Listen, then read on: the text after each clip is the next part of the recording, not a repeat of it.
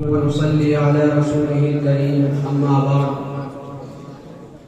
فأعوذ بالله من الشيطان الرجيم بسم الله الرحمن الرحيم ورفعنا لك ذكرك وقال تعالى في موضع آخر ألم يجدك يتيما فآوى صدق الله العظيم. صدر باوقار اسٹیج پر رونق افروز علماء کرام و حاضرین مجلس، آج کی اس پربہار اور بارونق محفل میں آپ حضرات کے سامنے ختم الرسول کی وہ شان سناؤں جو عرش پر خدا نے بیان کی ہے، کیونکہ خدا سے بہتر نبی کی شان کوئی بیان نہیں کر سکتا. اللہ تعالی نے آپ صلی اللہ علیہ وسلم کو ایسی بلند شان عطا فرمائی کہ اس دنیا میں جتنے بھی انبیاء علیہ السلام تشریف لائے، ہر ایک کی سیرت کا آغاز ان کی پیدائش کے بعد حضرت آدم علیہ السلام اس دنیا میں تشریف لائے. ان کی سیرت کا آغاز ان کی پیدائش کے بعد حضرت ابراہیم علیہ السلام اس دنیا میں تشریف لائے. ان کی سیرت کا آغاز ان کی پیدائش کے بعد اسی طرح 1,24,000 انبیاء علیہ السلام اس دنیا میں تشریف لائے. ہر ایک کی سیرت کا آغاز ان کی پیدائش کے بعد.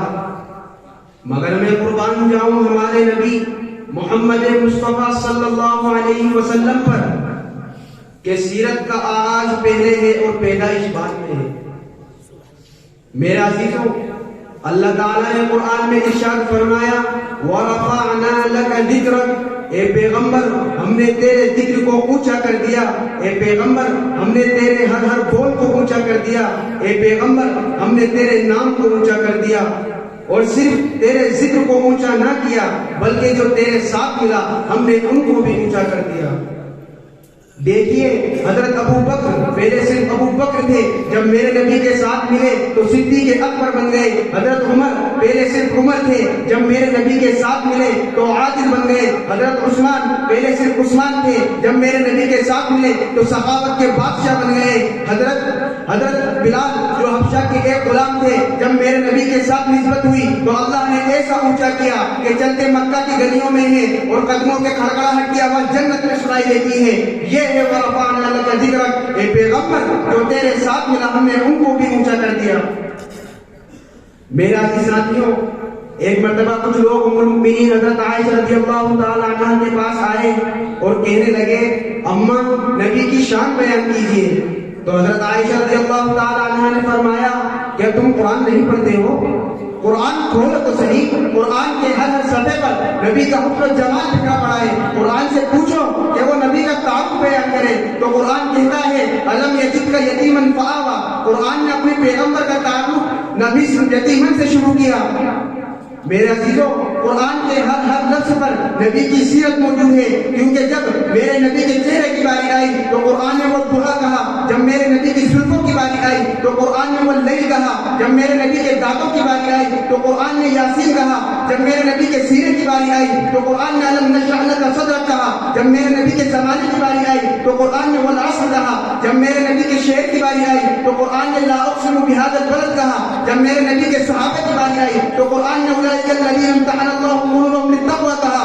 مگر جب میرے نبی کی اپنی باری آئی تو قرآن نے کہا وَرَفَعْنَا لَكَ ذِكْرَكَ، اے پیغمبر ہم نے تیرے ذکر کو اونچا کر دیا.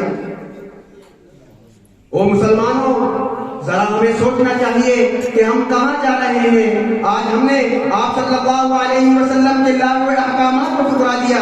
آج ہم نے آپ صلی اللہ علیہ وسلم کے طور و طریقے کو پس پشت ڈال دیا.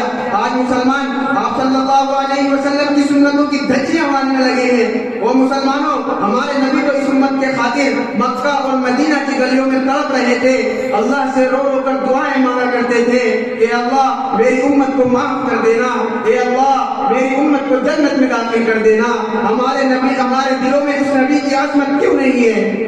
ہماری شکلیں اس نبی کی شکل جیسی کیوں نہیں ہے؟ بتاؤ مسلمانوں، کیا تمہیں اس نبی سے نفرت ہے؟ آقا مدنی کی وہ شکل جسے دیکھنے کے لیے جبرائیل زمین پر اترا کرتے تھے، فرشتے قطار کرتے تھے کیا تمہیں اس شکل سے پیار نہیں ہے؟ کیا میرے نبی سے نفرت ہے؟ کیا انگریز جیسے بدبخت میرے نبی سے زیادہ خوبصورت ہو گئے؟ کیا شلوار کرتا پہننے پر کسی کو موت آ جاتی ہے؟